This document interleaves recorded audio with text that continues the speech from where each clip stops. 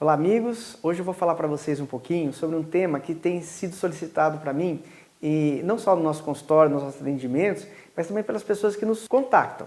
Então, falar um pouquinho sobre sexualidade humana, sobre propriamente alguns tabus. Eu vou falar sobre alguns deles, bem poucos agora no começo, sobre tabus da sexualidade em que as pessoas ainda têm até hoje no século XXI, né? Então, vou falar primeiro sobre masturbação. Então, masturbação é um ato excitatório, é um ato humanamente cabível dentro da sexualidade humana, é um ato predominantemente no sexo masculino, embora exista também no sexo feminino, e muitas vezes as pessoas têm uma série de fatores culturais, fatores religiosos, e que as acabam coibindo ou mesmo transformando isso numa situação que as pune ou as trazem sensação de culpa.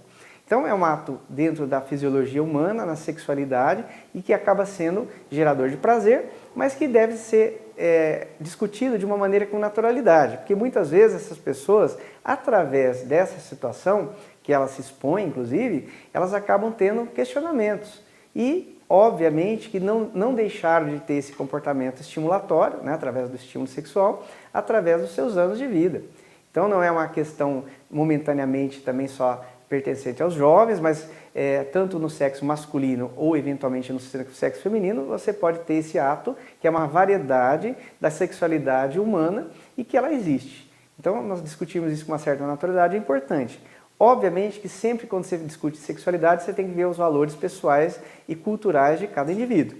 Agora, o questionamento é muito frequente, até porque muitas pessoas têm dúvidas ainda se isso possa fazer mal, se isso é uma anormalidade, e que a gente aqui está esclarecendo que não, é um ato que faz parte da sexualidade natural do ser humano, né?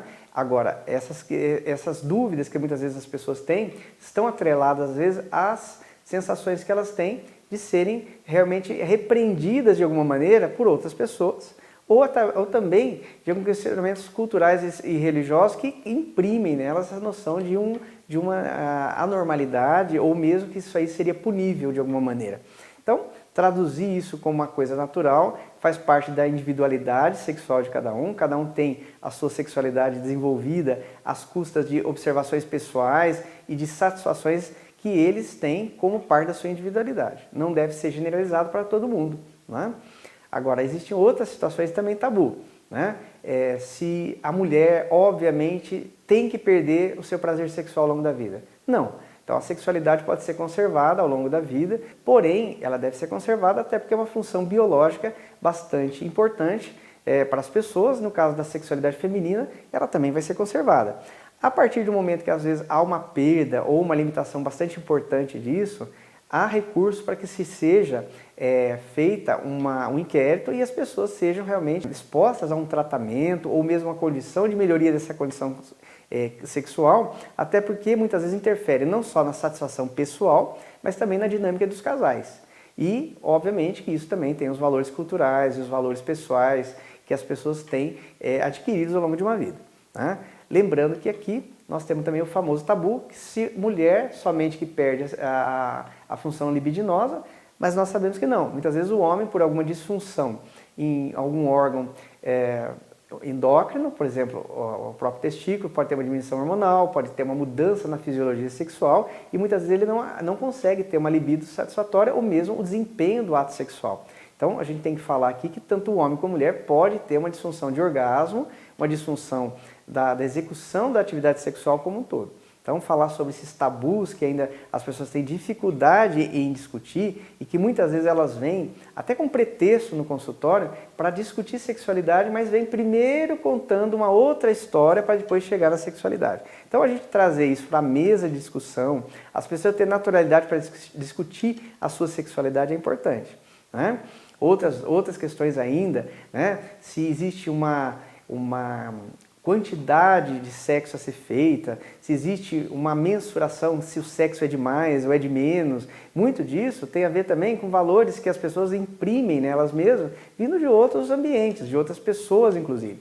Então, existe uma individualidade que tem que ser respeitada. Então, a partir desse momento, a pessoa, sabendo as suas características, as suas necessidades, se elas estão sendo atendidas, elas vão perdendo realmente aquelas dúvidas que elas tinham. E que a discussão sendo feita num ambiente adequado, que elas possam se exprimir, têm uma orientação honesta, uma orientação inclusive até clínica, elas podem melhorar sua qualidade sexual e também, obviamente, os seus relacionamentos são de melhor qualidade, né?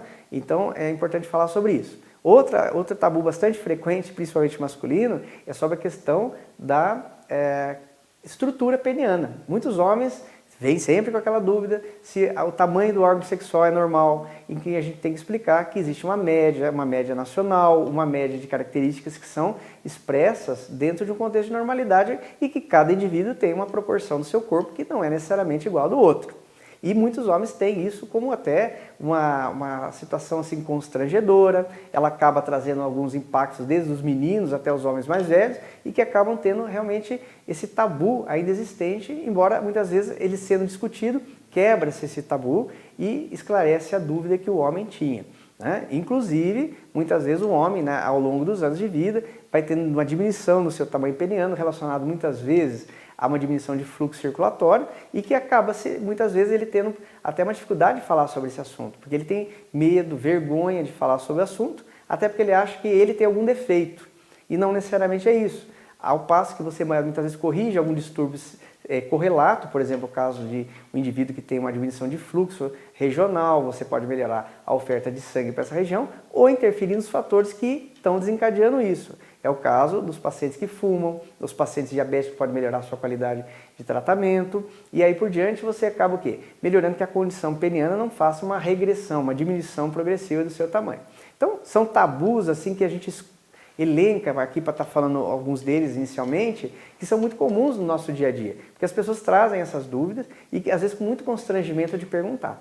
Então a gente aqui está trazendo para a gente elencar e deixar as pessoas à vontade para falar sobre o assunto, até porque são assuntos que por muitos e muitos anos foram relegados a um campo obscuro, um campo que muitas vezes as pessoas tinham vergonha ou mesmo condenavam elas mesmas de poder falar desse assunto. Então aqui nós estamos trazendo isso porque acaba se tendo uma melhoria dessa questão sexual e da própria saúde mental das pessoas. Porque muitas vezes as pessoas que não têm uma boa sexualidade ou não a expressam da sua maneira, elas vão ter uma repercussão também sobre a sua saúde mental, não só gerando ansiedade, depressão e outras situações que podem realmente transtornar o seu dia a dia. Então falei um pouquinho sobre isso, as pessoas que tiverem dúvidas podem elencar perguntas e podem também a gente estar complementando os assuntos aí nos próximos programas. Um abraço a todos.